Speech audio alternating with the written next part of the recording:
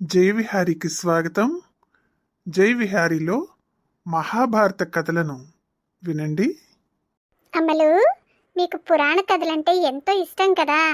నేటి నుంచి మహాభారతంలోని కథలను మనం ఒక్కొక్కటిగా చెప్పుకుందామా?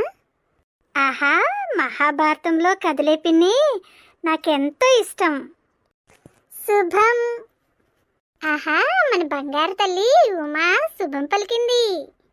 ఉమా శుభం పలికితే అంతా శుభమే. మరి ఇక ప్రారంభించండి పిన్ని. చెప్తానమ్మా. విశాల విశ్వంలో మానవులందరికీ అవసరమైన ధర్మార్థ కామ మోక్షాలను బోధించేదే మహాభారతం. ఇది భారతీయుల విజ్ఞాన శాస్త్ర సర్వస్వం, గొప్ప ఇతిహాసం కూడాను. భారతంలో లేని అంశం ప్రపంచంలో లేదు. ప్రపంచంలో ఉన్నవి ఉండేవి అన్నీ ఈ గ్రంథంలో ఉన్నాయి. అందువల్ల ఈ భారతాన్ని ధర్మతత్వవేత్తలు ధర్మశాస్త్రం అంటారు, నీతి కోవిదులు నీతి శాస్త్రం అంటారు, మరి కవి పండితులు మహాకావ్యం అంటారు, చరిత్రకారులు ఇతిహాసమని, పౌరాణికులు పురాణమని ఈ గ్రంథాన్ని ఇంకా ఎన్నో విధాలుగా ప్రశంసించారు. ఇంతటి ప్రశంసలు పొందిన మహాభారతాన్ని సంస్కృత భాషలో వేదవ్యాస మహర్షి వ్రాసాడు. వేదవ్యాస మహర్షి ఈ భారత గాథను 18 పర్వాలుగా రూపకల్పన చేసుకొని రచన సాగించాడు. ఆహా, 18 పర్వాలే.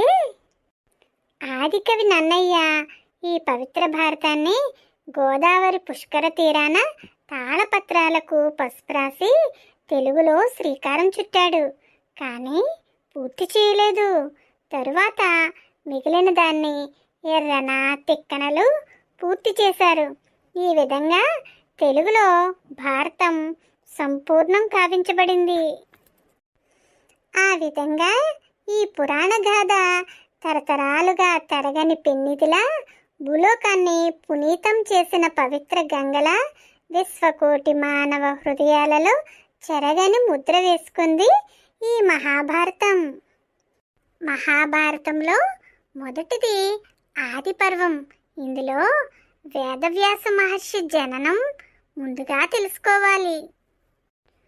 ఉపరిచర మహారాజు భార్య అద్రిక. ఆమె అందమైన ఒక అప్సరస.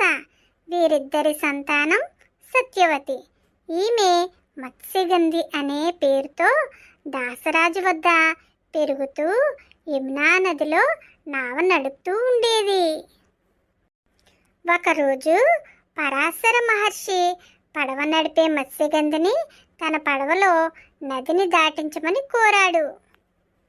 అందుకు మత్స్యగంధి సరేనని పడవలో ఎక్కించుకుని నావ నడుపుచుండెను. అప్పుడు పరాశర మహర్షి మత్స్యగంధి రూపలావణ్యములకు ముగ్ధుడై మోహ పారవస్యంతో తన కోర్కెను ఆమెకు తెలియజేశాడు.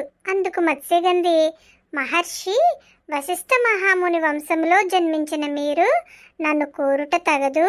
నా శరీరమంతా చేపల వాసన, నాలో మెచ్చదగినది ఏమున్నది అన్నది. అది విన్న పరాశరుడు తన తపశ్శక్తిచే ఆమెను యోజన గంధిగా చేశాడు. అంతటా ఆమె శరీరము కస్తూరి, జవ్వాది వంటి పరిమళములు వెదజల్లుచుండెను. మత్స్యగంధి భయము సిగ్గుతో తల వంచుకుని సిగ్గుపడింది. వెంటనే పరాశరుడు తన తపశ్శక్తిచే ఆకాశములో మబ్బు తెరలు సృష్టించి అంధకారం గావించెను. అప్పుడు మత్స్యగంధి, స్వామి, నేను కన్యను, మీ తేజస్సుకు తిరుగులేదు. మీరు నాతో గడిపిన తర్వాత మీరు వెళ్ళిపోతారు.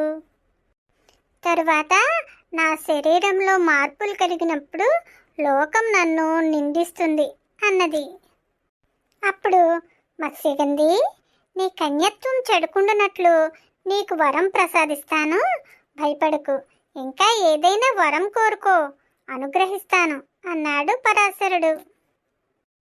మునీశ్వర, మా తల్లిదండ్రులకు గాని లోకానికి గాని ఈ విషయం తెలియకుండా ఉండునట్లు నా యవ్వనము నా సుగంధ పరువళము శాశ్వతంగా ఉండునట్లు అదీను కాక మీలాంటి గొప్ప వ్యక్తిని కుమారునిగా అనుగ్రహించమని కోరుకున్నది. అందుకు పరాశరుడు, సుందరి, నీ కోరిక తప్పక నెరవేరగలదు. నీ యందు శ్రీ మహావిష్ణు అంశ సంభూతుడగు పుత్రుడు కలుగుతాడు. అతడు మహా తేజస్సుతో పెరిగి పెద్దవాడై 3 లోకాలలో ప్రసిద్ధి చెందుతాడు. అఖండ కీర్తి ప్రతిష్టలు పొందుతాడు. ఇది దైవ సంకల్పం అని ఆమె చెంత చేరాడు. కొంతకాలం తర్వాత పరాశర మహర్షి తన దారిన తాను వెళ్ళిపోయాడు. మత్స్యగంధి పరాశర సంయోగంలో ఒక కుమారుడిని జన్మించింది. అతడు విష్ణు అంశ సంభూతుడగు పుత్రుడు కనుక మహా తేజసంపన్నుడై ఆ క్షణమునందే పెరిగి పెద్దవాడై తల్లికి నమస్కరించి, అమ్మా, నేను లోక కళ్యాణార్థం తపస్సు చేసుకొనుటకు తపోవనమునకు వెళ్ళుచున్నాను. నీవు నీ ఇంటికి నిర్భయంగా వెళ్ళు. నా అవసరం నీకు వచ్చినప్పుడు నీవు తలచిన వెంటనే నీ ముందు ఉండగలను. నా గురించి ఆలోచించకు అంటూ తల్లి వద్ద సెలవు తీసుకొని తపోవనానికి వెళ్ళిపోయాడు. పరబ్రహ్మను ఉపాసిస్తూ వేదాలను విభాగించి పురాణాలను రచించి లోక కళ్యాణ కాంక్షతో తపస్సులో నిమగ్నుడయ్యాడు. యోజనగంధి నావ నడుపుకుంటూ ఆవలి తీరం చేరి ఇంటికి చేరుకుంది. ఆ విధంగా వేదవ్యాస మహర్షి జననం జరిగింది. రాజర్షి విశ్వామిత్రుడు గొప్ప తపశ్శక్తి సంపన్నుడు. ఆయన ఎంత తేజస్సు సంపన్నుడు, అంత కోపం కలవాడు కూడా. బ్రహ్మర్షి వశిష్ఠుల వారి 9 పుత్రులను సంహరించిన ముక్కోపి ఆయన. త్రిశంకు స్వర్గ నిర్మాత తన స్నానం చేయడానికి కౌశికీ నదిని ప్రవహింపజేశాడు. సృష్టికి ప్రతిసృష్టి చేసిన గొప్ప తపస్సాలి. అటువంటి విశ్వామిత్రుల వారు ఒకనాడు గొప్ప తపస్సు ప్రారంభించాడు. ఈ విషయం తెలుసుకున్న ఇంద్రుడు భయపడి అతని తపస్సు పాడు చేయటానికి మేనకను పంపాడు. మేనక ముందు అంగీకరించలేదు. ఆజ్ఞ పాటించి వెళ్లాల్సిందేనని హెచ్చరించాడు. తప్పదని భయంతో దేవలోకం నుండి బయలుదేరింది మేనక. విశ్వామిత్రుల వారి ఆశ్రమం పేరు సిద్ధాశ్రమం. ఆ ఆశ్రమంలో ఆయన కూర్చున్న సమయాన మేనక అచటికి ప్రవేశించింది. విశ్వామిత్రుల వారి పాదాలకు నమస్కరించి అభినయపూర్వకంగా ఎదురుగా నిలిచింది. అప్పుడు వాయుదేవుడు ఆమె ఎదపై కప్పుకున్న వస్త్రమును తొలగేలా చేశాడు. అంతటా మేనక సిగ్గుతో ముసుముసుగా నవ్వుకుంటూ విశ్వామిత్రుని చూస్తూ వయ్యారంగా నిలబడింది. ఆమె లావణ్యమును చూసి విశ్వామిత్రుని మనస్సు చెలించి ముగ్ధ రూప లావణ్యవతి అయిన మేనక చెంత చేరాడు. ఆ విధంగా వారిద్దరూ ఎన్నో ఏళ్ళు ఆనందంగా విహరిస్తూ ఎంతో సుఖంగా కాలం గడిపారు. ఆ విధంగా వారికి ఒక పుత్రిక జన్మించింది. ఆ పసికందును ఒక అడవిలో వదిలి ఎవరి దారిన వాళ్ళు వెళ్ళిపోయారు. అయ్యో, పసికందును అడవిలో వదిలేసి వెళ్ళిపోయారా? విశ్వామిత్రుడు మేనక కూడా వెళ్ళిపోయారా? అయ్యయ్యో.